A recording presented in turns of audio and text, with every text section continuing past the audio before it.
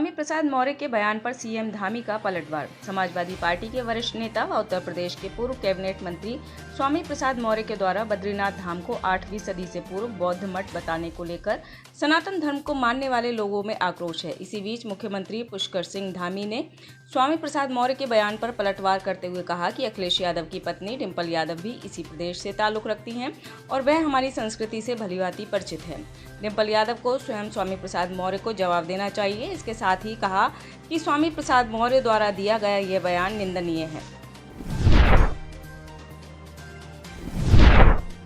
जहानाबाद में युवक को पुलिस ने थाने बुलाकर कूटा।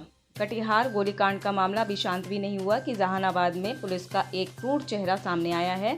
पुलिस पर आरोप है कि बाइक चोरी की शिकायत के बाद युवक को थाने बुलाकर पुलिस ने इतनी पिटाई कर दी कि उसे इलाज के लिए अस्पताल में भर्ती कराना पड़ा। पिटाई से युवक का पूरा शरीर काला पड़ गया। पुलिस का यह क्रूर चेहरा जहानाबाद के नगर थाने में देखने को मिला है।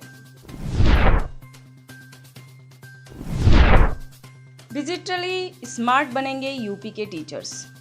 उत्तर प्रदेश के छात्रों को गुणवत्तापूर्ण शिक्षा उपलब्ध कराने के साथ साथ योगी सरकार प्राइमरी के शिक्षकों को भी स्मार्ट वर्किंग स्टाइल अपनाने के लिए प्रोत्साहित कर रही है। इसी कड़ी में राज्य परियोजना कार्यालय समग्र शिक्षा उत्तर प्रदेश की ओर से प्रेरणा पोर्टल पर डिजिटल रजिस्टर नाम से नए मॉड्यूल का विकास किया जा रहा है। इस मॉड्यूल के आधार पर डिजिटल रजिस्टर्स के उपयोग के संबंध में शिक्षकों को प्रशिक्षण प्रदान किया जाएगा। विजय सिन्हा का बिहार सरकार पर हमला। बिहार बीजेपी के बड़े नेता और विधानसभा के नेता प्रतिपक्ष विजय कुमार सिन्हा ने शुक्रवार 28 जुलाई को प्रेस कॉन्फ्रेंस पर कटिहार गोलीकांड समेत राज्य के कई जिलों में बढ़ते अपराध को लेकर नीतीश सरकार पर हमला किया। विजय सिन्हा ने कहा कि बिजली की किल्लत पूरे राज्य में है। कटिहार में जो घटना हुई उसमें आंदोलन करने वाले सभी जनप्रतिनिधि लोग थे। उस इलाके के विधायक भी महागठबंधन के ही हैं, लेकिन यह लोग बीजेपी पर आरोप लगा रहे हैं। दिल्ली पुलिस ने जारी की ट्रैफिक एडवाइजरी। कल मुहर्रम की वजह से दिल्ली सहित देश भर में ताजिया जुलूस निकाले जाएंगे। दिल्ली पुलिस ने मुहर्रम जुलूस को ध्यान में रखते हुए 29 जुलाई यानी शनिवार को ट्रैफिक सिस्टम में बदलाव किया है। दिल्ली पुलिस की यह व्यवस्था जुलूस की समाप्ति तक अमल में रहेगी। इस दौरान दिल्ली के कई इलाकों से जुलूस निकाले जाएंगे। यह जुलूस शनिवार के दिन जामा मस्जिद, चावड़ी बाजार, अजमेरी गेट, कनॉट प्लेस, संसद मार्ग, पटेल चौक, तुगलक रोड से होते हुए शनिवार देर रात दक्षिणी दिल्ली के जोर बाग तक पहुंचेगा। इसके अलावा निजामुद्दीन, ओखला, मेहरौली व दिल्ली के इन इलाकों से निकाले जाने वाले जुलूस भी सीधे करबला तक पहुंचेंगे। अरविंदो कॉलेज के पास एक लड़की की बेरहमी से हत्या। दक्षिणी दिल्ली के अरविंदो कॉलेज के पास एक लड़के ने एक लड़की पर रॉड से हमला कर उसकी हत्या कर दी। हत्या की घटना को अंजाम देने के बाद आरोपी लड़का मौके से फरार होने में सफल रहा। लड़की की हत्या के बाद से क्षेत्र में हड़कंप की स्थिति है। जानकारी के मुताबिक मृतका कमला नेहरू कॉलेज की छात्रा थी। बता दें कि देश की राजधानी दिल्ली में 24 घंटे के अंदर दूसरी हत्या है। बीती रात दक्षिण पश्चिम दिल्ली के डावरी इलाके में एक युवक ने महिला की गोली मारकर हत्या कर दी थी। उज्जैन में मूसलाधार बारिश से सड़कें जलमग्न। चुनावी साल में मूसलाधार बारिश ने नगर निगम की पोल खोल दी है। उज्जैन शहर के कई इलाकों की सड़कें बारिश की वजह से जलमग्न हो गई हैं। खास बात यह है कि महाकालेश्वर मंदिर पहुंच मार्ग की जलमग्न सड़कें भी श्रद्धालुओं के लिए परेशानी का सबब बन गई हैं। उज्जैन को स्मार्ट सिटी योजना के तहत संवारने का काम तेजी से चल रहा है, लेकिन शहर में बारिश की वजह से हर साल व्यापारियों और आम लोगों को दिक्कतों का सामना करना पड़ रहा है।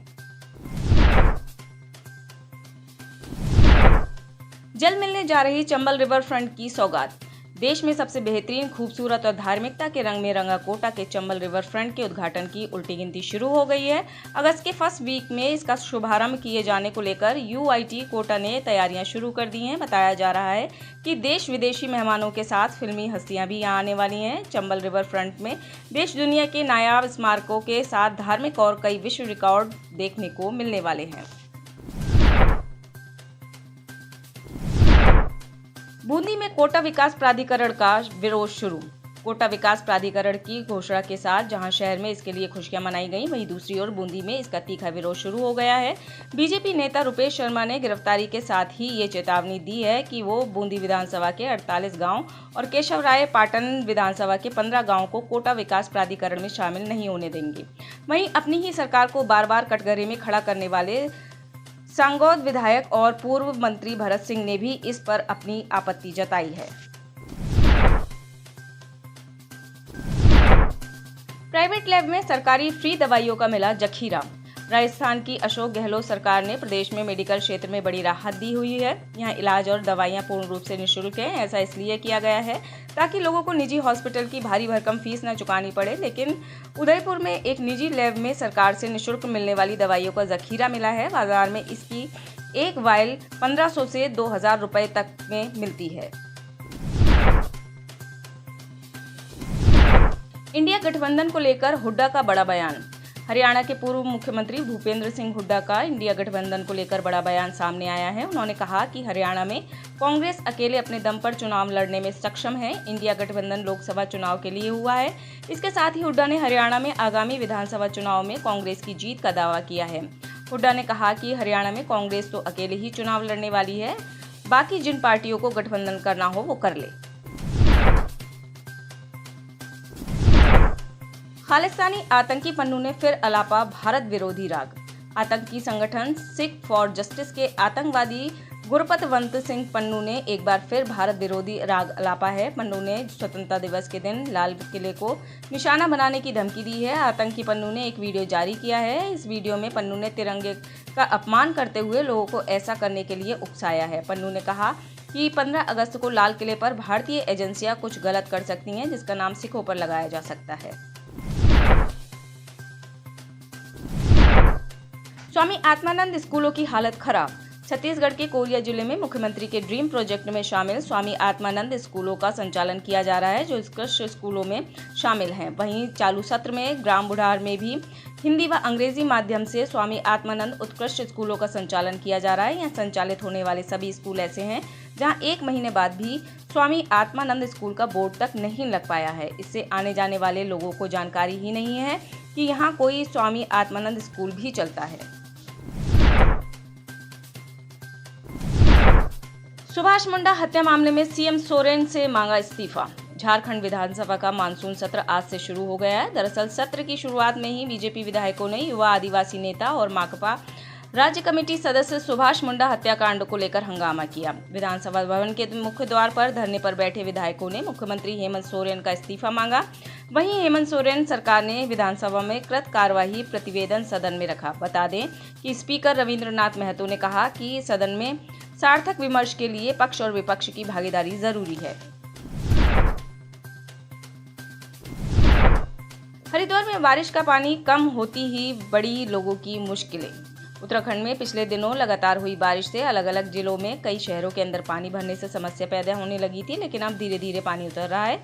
इस बीच स्थानीय लोगों को एक अलग ही डर सता रहा है। हरिद्वार जिले के लक्सर क्षेत्र में बाढ़ का पानी उतरने के बाद मगरमच्छ देखने को मिल रहे हैं। पिछले दिनों भी एक मगरमच्छ घर के अंदर पानी उतरने के बाद देखा गया था।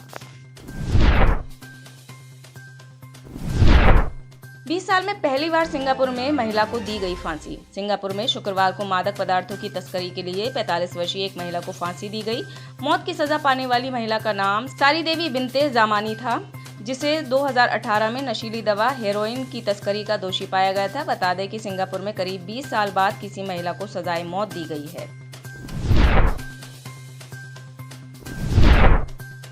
गर्भवती महिलाओं को नसीहत देना पड़ा महंगा। जापान के एक मेयर को गर्भवती महिलाओं के लिए जारी किए गए विज्ञापन के बाद माफी मांगनी पड़ी है। दरअसल मेयर ने कहा था कि कुछ चीजें हैं जिससे पत्नियों के मां बनने के बाद पतियों को सबसे ज्यादा चिढ़ होती है। उनके इस बयान पर लोगों ने जमकर नाराजगी जाहिर की, जिसके बाद मेयर ने माफी मांगी है। सीरिया में घातक बम विस्फोट, कई लोग घायल। सीरिया में शिया तीर्थस्थल सैयद ज़ैनब मकबरे के पास गुरुवार 27 जुलाई को एक बम विस्फोट हुआ, जिसमें 6 लोगों की मौत हो गई और कई लोग घायल हो गए। इस बात की जानकारी देते हुए सीरिया के आंतरिक मंत्रालय ने बताया कि घातक विस्फोट दमिश्क के दक्षिण में आशूरा के वार्षिक स्मरणोत्सव से पहले हुआ। यहाँ पर लोग शिया पैगंबर मोहम्मद के नाती इमाम हुसैन की मौत को याद करते हैं। पहला सुपरसोनिक विमान उड़ान भरने को तैयार। नासा ने X-59 नामक सुपरसोनिक विमान बनाया है, जो उड़ान भरने को पूरी तरह से तैयार है। नासा का दावा है कि X-59 पृथ्वी पर किन्हीं 2 बिंदुओं के बीच लगभग 2 घंटे में यात्रा कर सकता है। ऐसे में यह दावा दर्शाता है कि इसकी गति हैरान करने वाली होगी। अमेरिका की लॉकहीड मार्टिन ने नासा के लिए X-59 क्वाइट सुपरसोनिक टेक्नोलॉजी विमान को बनाने का काम पूरा किया है। सुपरसोनिक विमान X-59 को सन ऑफ कॉनकॉर्ड कहा जा रहा है। 1,20,000 साल बाद सबसे गर्म साबित हुआ जुलाई।